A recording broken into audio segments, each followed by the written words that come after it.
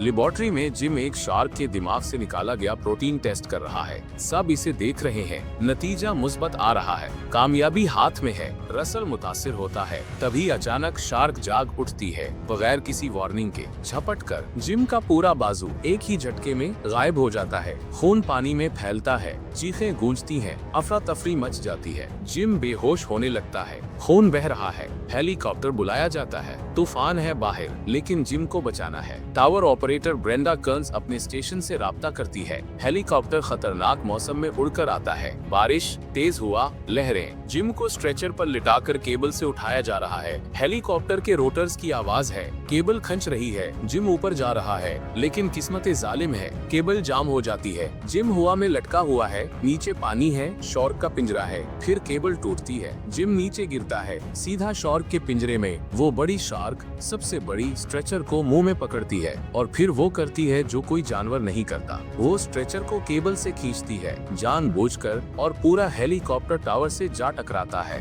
धमाका, आग, ब्रेंडा और दोनों पायलट्स खत्म और एक्वाटिका का बड़ा हिस्सा तबाह। बिजली झटके मारती है। पानी अंदर आने लगता है। मरकज के अंदर अलार्म बजने लगते हैं। सूजन, रसल, कार्टर, जैनिस और टॉम ने ये सब अपनी आंखों से देखा। वो बड़ी शार्क जिम की स्ट्रेचर को अपने जबड़ों में लिए लेबोरेटरी की बड़ी खिड़की से टकराती है। शीशा चटकता है। दोबारा टक्कर। खिड़की टूट जाती है। पानी लेबोरेटरी में भर जाता है। जिम डूब जाता है और सूजन फिर एतराफ करती है वो बात जो उसे पहले कहनी चाहिए थी। हमने शार्क का डीएनए बदला, उनके दिमाग का साइज बढ़ाया, क्योंकि नेचुरली उनका दिमाग इतना बड़ा नहीं था कि हम काफी प्रोटीन निकाल सके। हालांकि ये प्रोटोकॉल की खिलाफ वर्जी थी। रसल गुस्से में आता है। कार्टर का चेहरा सख्त हो जाता है। इसी वजह से ये शार्क सिर्फ बड़ी नहीं है, ये ज़हीन है, खतरनाक हद तक ज़हीन। लेकिन इस मकाम तक पहुंचने के लिए कहानी दरअसल कहां से शुरू हुई थी, आइए शुरू से समझते हैं। कहानी की शुरुआत एक दौर दराज समुद्री तहकीकी मरकज से होती है, जिसे एक्वाटिका कहते हैं। ये मरकज समुद्र की गहराइयों में बनाया गया है, जहां इंसानी कदम बहुत कम पहुंचते हैं। ऊपर से देखो तो बस समंदर नजर आता है। नीचे छुपा हुआ है ये पूरा मरकज, पानी के अंदर, दुनिया से अलग। यहाँ दो साइंसदान काम कर रहे हैं, डॉक्टर सूजन मैकालिस्टर और डॉक्टर जिम विटलॉक। उनका ख्वाब बड़ा है, नामुमकिन सा ख्वाब। वो माको शार्क के दिमाग से एक खास प्रोटीन निकालकर अल्जाइमर के मरीजों के सोए हुए दिमागी खलियों को दोबारा जगाना चाहते हैं। इसी वजह से उन्होंने शार्क को यहाँ पाला हुआ है, समंदरी पिंजरों में, काबू में। 3 बड़ी माको शार्क, हर एक खतरनाक, हर एक तेज। लेकिन किस्मत के पास कुछ और ही मंसूबा था। जब एक शार्क पिंजरे से निकलकर बाहर कश्ती के करीब पहुंच जाती है तो बात बहुत बढ़ जाती है। सरमायाकारों को खबर मिलती है। रसल फ्रैंकलिन आता है, कंपनी का ताकतवर नुमाइंदा। ये देखने के पैसे कहाँ जा रहे हैं। वो हेलीकॉप्टर में एक्वाटिका पहुंचता है, मरकज का जायजा लेता है, सवाल करता है।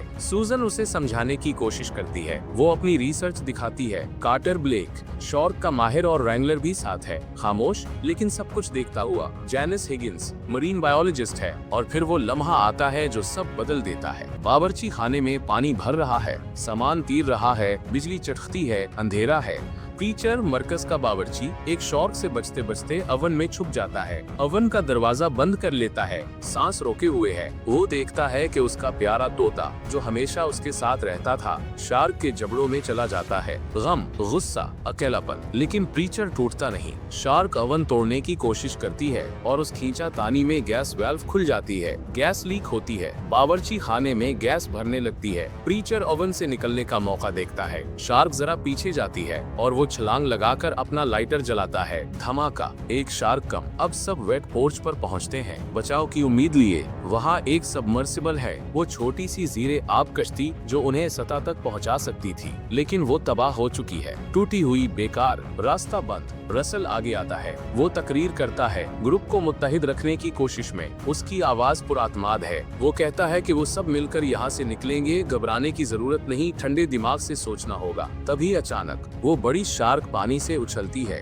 रसल को खींचती है और ले जाती है। एक लम्हे में, बगैर किसी मौका के। वो तकरीर अधूरी रह गई। रसल खत्म। 5 लोग, अब 4। कार्टर फैसला करता है, एलिवेटर शाफ्ट के रास्ते ऊपर जाना होगा। ये खतरनाक है, लेकिन कोई और रास्ता नहीं। चारों शाफ्ट के अंदर सीढ़ियां चढ़ने लगते हैं। पानी नीचे है, शार्क पानी में है, हाथ मजबूती से पकड़े हुए हैं। ऊपर जाना है। ये तक के धमाके होते हैं। मरकज के अंदर बिजली के तार फट रहे हैं, स्ट्रक्चरल एक्सप्लोजन्स हो रहे रहे हैं, सीढ़ी हिल जाती है। एक जोरदार झटका, जेनिस का हाथ छूटता है, वो नीचे गिरती है। कार्टर नीचे झपटता है उसे बचाने, लेकिन शॉट पहले पहुंच जाती है। जेनिस पानी के अंदर खींच ली जाती है। 4 अब 3। कार्टर, सूजन और टॉम आगे बढ़ते हैं। रास्ते में उन्हें प्रीचर मिल जाता है, जिंदा, जख्मी नहीं लेकिन थका हुआ। कार्टर और टॉम ने फैसला किया कि फ्लडेड लेबोरेटरी में जाना होगा। वहाँ एक कंट्रोल पैनल है जो पानी निकालकर एक स्टेयरवे खोल सकता है, वो स्टेयरवे जो सीधी सतह तक जाती है। सूजन अपने कमरे में जाती है, अपनी रिसर्च का सारा काम बचाना चाहती है। सालों की मेहनत, डेटा, सैंपल्स सब वहाँ है। कार्टर और टॉम पानी भरे रास्तों से गुजरते हुए लेबोरेटरी तक पहुँचते हैं। कंट्रोल पैनल के पास पहुँचते हैं, तभी अचानक वो बड़ी शार्क आती है। पानी को चीरकर टॉम को वक्त नहीं मिलता,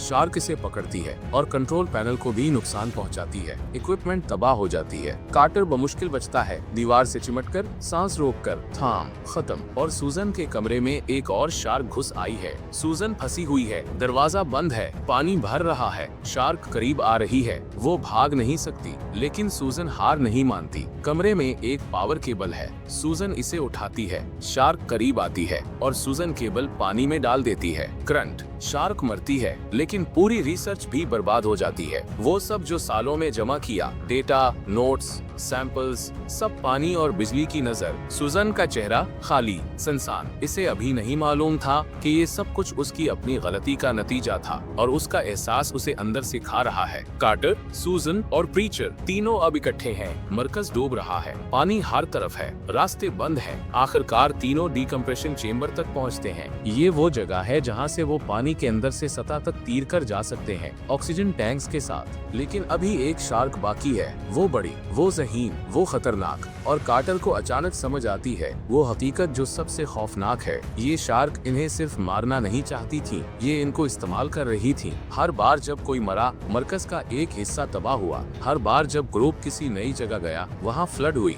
शार्क ने इन सब को इस तरह चलाया जैसे ये उनका प्लान था, मरकज को सैलाब में डबोना, ताकि सरफेस पर लगी फेंसेस टूट जाएं, ताकि वो आजाद समंदर में निकल जाएं। ये पूरी तबाही एक मंसूबा था, ज़हीन शार्कों का मंसूबा। इसी वजह से ये इतना जरूरी है कि आखिरी शार्क को यहाँ से बाहर न जाने दिया जाए। तीनों ने एक प्लान बनाया। कार्टर के पास एक हार्पून गन है, प्रीचर के पास वायर और बैटरी है।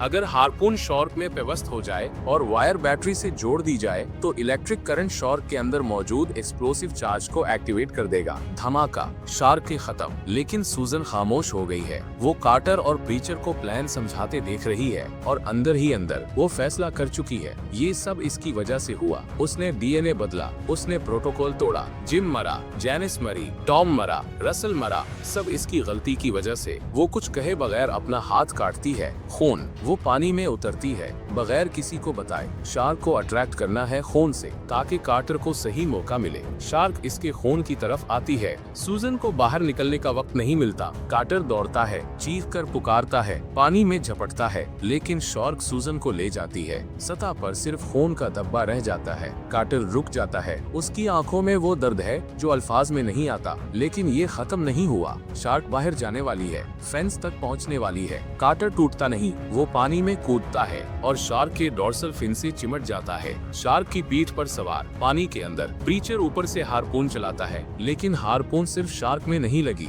कार्टर की रॉन में भी पेवस्त हो गई। कार्टर और शार्क एक ही हार्पून से बंधे हुए। शार्क फेंस की तरफ भाग रही है, कार्टर फंसा हुआ है। प्रीचर ऊपर खड़ा है, वायर हाथ में है, बैटरी सामने है। वो रुकता है एक लम्हे के लिए। कार्टर पानी के अंदर से चीखता है, प्रीचर वायर लगाओ। प्रीचर वायर बैटरी से जोड़ता है। कार्टर हर एक आखिरी ताकत लगाकर हार्पून अपनी रान से निकालता है। आखिरी सेकंड में खुद को आजाद करता है और शार्क फेंस तोड़ते हुए बाहर निकलती है, धमाके से उड़ जाती है। आजाद समंदर के दहाने पर खत्म। आखिरकार पानी की सतह पर कार्टर उभरता है, सांस लेता है। प्रीचर वहाँ है, जख्मी लेकिन जिंदा। इसकी टॉम शार्क ने पकड़ी थी जब वो सतह पर आया था, लेकिन उसने अपना क्रूसिफिक्स शार्क की आंख में चबू दिया था और शार्क ने उसे छोड़ दिया था। दूर से एक रेस्क्यू कश्ती आती नजर आती है। एक्वाटिका डूब रहा है। वो पूरी लेबोरेटरी, वो रिसर्च, वो सपने, सब समंदर की गहराइयों में जा रहे हैं। सब कुछ खत्म हो गया। दोनों किनारे पर बैठे हैं, खामोश, थके हुए, बच गए हैं। कार्टर की टांगे पानी में लटकी हैं। प्रीचर मुस्कुराकर कहता है, टांगे पानी से निकालो। कार्टर फौरन निकाल लेता है। ये थी डीप ब्लू सी, 1999 की वो फिल्म जो सिर्फ शार्क की कहानी नहीं है, ये इस सवाल की कहानी है कि जब इंसान फितरत से खिलवाड़ करता है तो फितरत का बदला कैसा होता है। अगर आपको ये कहानी पसंद आई तो कमेंट में जरूर बताएं कि अगली कौन सी फिल्म देखना चाहते हैं और चैनल को सब्सक्राइब भी करें ताकि कोई एक्सप्लेनेशन मिस ना हो।